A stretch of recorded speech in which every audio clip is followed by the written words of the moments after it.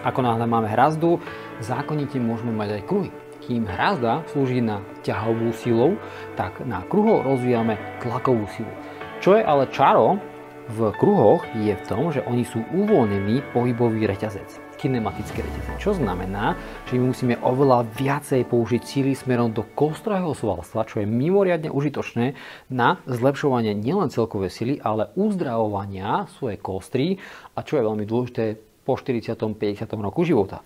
Takže kruhy nám slúžia na rozvoj tlakovej sily a takisto ako aj na hrazde môžeme tam robiť rôzne izometrické cvičenia, čiže len držím a nemením, proste držím len napätie svalov, ale potom nejaké dynamické cvičenia, kde vlastne robím nejakú prácu z bodu A do bodu B a rátajú sa potom nie sekundy, ale počty opakovaní ideálne v peknej technike.